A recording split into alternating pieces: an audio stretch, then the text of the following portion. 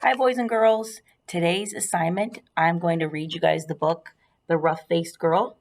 Okay, as we read it, we're going to have some comprehension questions, but for now, just sit back, relax, and enjoy.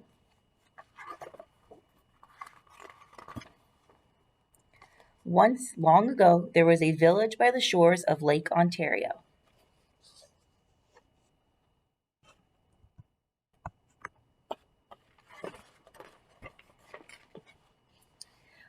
Off from the other wigwams of this village stood one great, huge wigwam. Painted on its sides were pictures of the sun, moon, stars, plants, trees, and animals. And inside this wigwam there was said to live a very great, rich, powerful, and supposedly handsome invisible being. However, no one could see him except his sister, who lived there too. Many women wanted to marry this invisible being, but his sister said, "Only the one who can see him can marry him."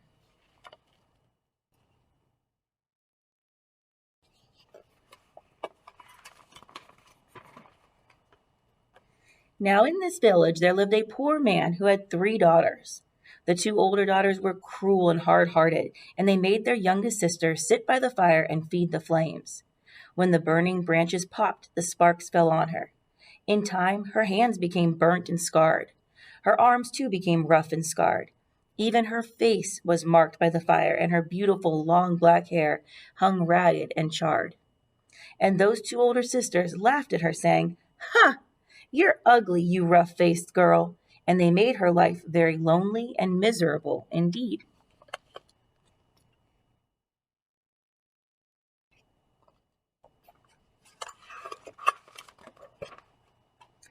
One day, these 2 older sisters went to their father and said, "Father, give us some necklaces. Give us some new buckskin dresses. Give us some pretty beaded moccasins. We're going to marry the invisible being." So their father gave them these things. Dressed in their finest, the 2 girls marched through the village. All the people pointed and stared. "Look at those beautiful girls," they said. "Surely they shall marry the invisible being." And if those 2 girls were proud and hard-hearted before, they were even more proud and hard-hearted now. They walked haughtily through the village. At last they came to the wigwam of the invisible being, and there was his sister waiting.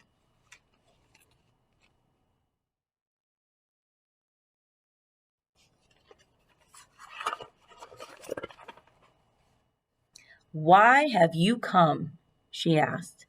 "We want to marry the invisible being," they answered. "That's why we're here." "If you want to marry my brother," she replied, "you have to see him." "Tell me, have you seen the invisible being?" "Of course we've seen him," they insisted. Can't you see how pretty we are? Can't you see the beautiful clothes we wear?" "Oh, yes, anyone can tell that we've truly seen the invisible being." "All right," she said quietly. "If you think you've seen him, then tell me, what's his bow made of?" And suddenly her voice was swift as lightning and strong as thunder. Back to the picture.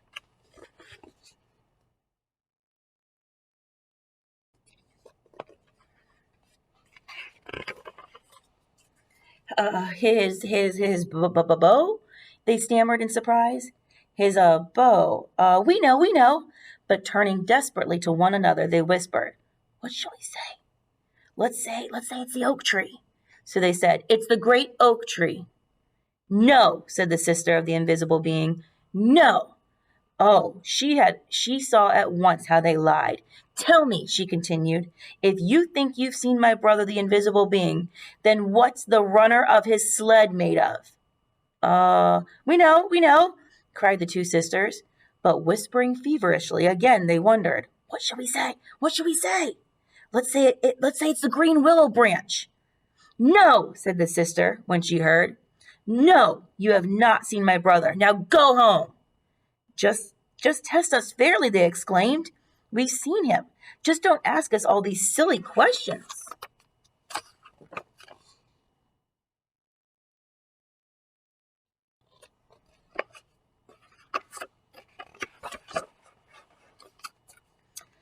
"All right," said the sister of the invisible being. "Come with me." And she took them back to the great wigwam and sat them in the seats furthest from the entrance, the guest seats. Soon they heard footsteps coming along the path. Then something stepped inside. Though they heard breathing, the two sisters still couldn't see a thing. Suddenly, a great bow and a beaded quiver of arrows appeared in the air and were set down. But though those two girls sat there, their eyes wide, all through that night, they never saw a thing more. And in the morning, they had to go home, ashamed.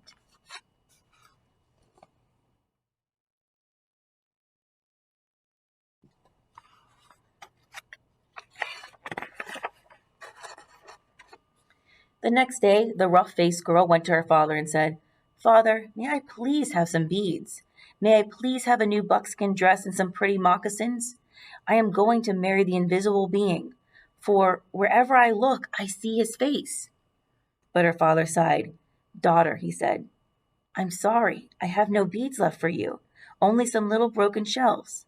I have no buckskin dress, and as for moccasins, all I have left are my old, worn, cracked, and stretched out ones from last year, and they're much too big." But she said, "Whatever you can spare, I can use." So he gave her these things.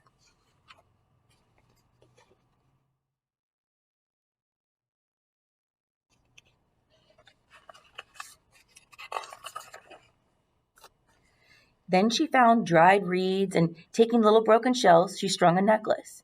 She stripped birch bark from the dead trees and made a cap, a dress, and leggings.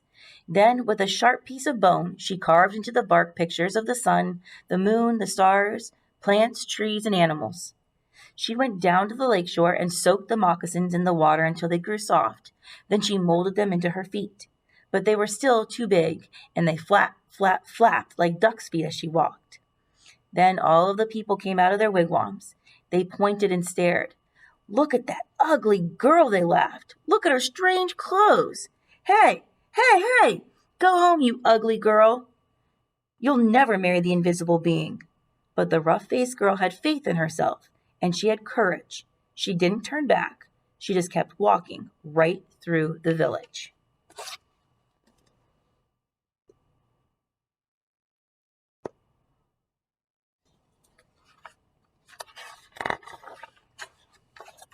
As she walked on, she saw the great beauty of the earth and sky spreading before her. And truly, she alone, of all in that village, saw in these things the sweet yet awesome face of the invisible being. Now let's see if you guys can see it.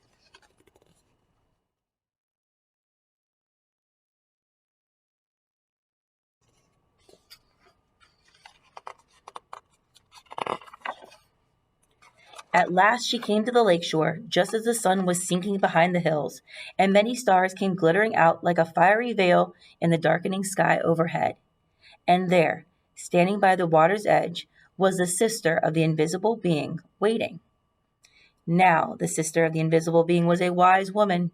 When she looked at you, she didn't see just your face or your hair or your clothes. No. When she looked at you, she would look you right in the eyes, and she could see all the way down to your heart, and she could tell if you had a good, kind heart or a cold, hard, and cruel one. And when she looked at the rough-faced girl, she saw at once that though her skin was scarred, her hair burnt, her clothes strange, she had a beautiful, kind heart. And so she welcomed her dearly, saying, "Ah, my sister, why have you come?" And the rough-faced girl replied, "I have come to marry the invisible being."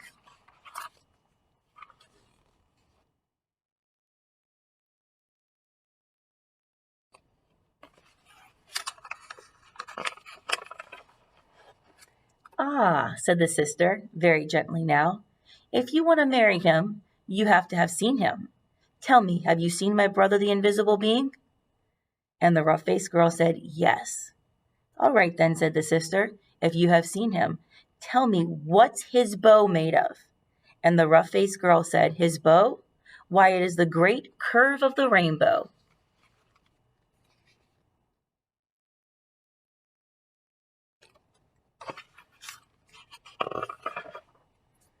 "Ah!" exclaimed the sister in excitement. "Tell me," she asked, "if you have seen my brother the invisible being, what's the runner of his sled made of?"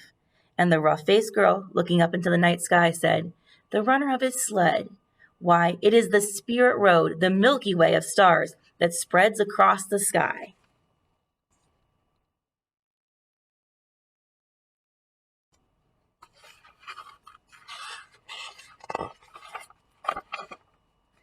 "Ah!" cried the sister in wonder and delight. "You have seen him. Come with me." And taking the rough-faced girl by the hand, she led her back to the great wigwam and sat her in the seat next to the entrance, the wife's seat. Then they heard footsteps coming along the path, closer and closer. The entrance flap of the wigwam lifted up, and in stepped the invisible being. And when he saw her sitting there, he said, "At last we have been found out." Then smiling kindly, he added, "And oh, my sister, but she is beautiful." And his sister said, "Yes."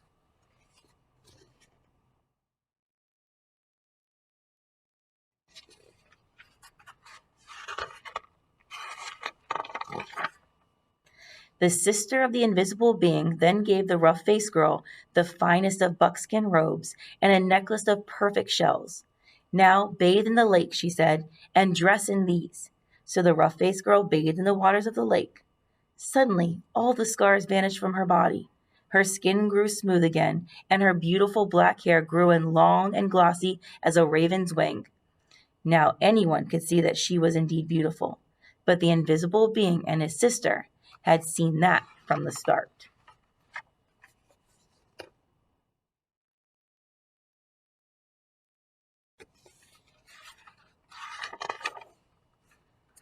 Then at last the rough-faced girl and the invisible being were married. They lived together in great gladness and were never parted.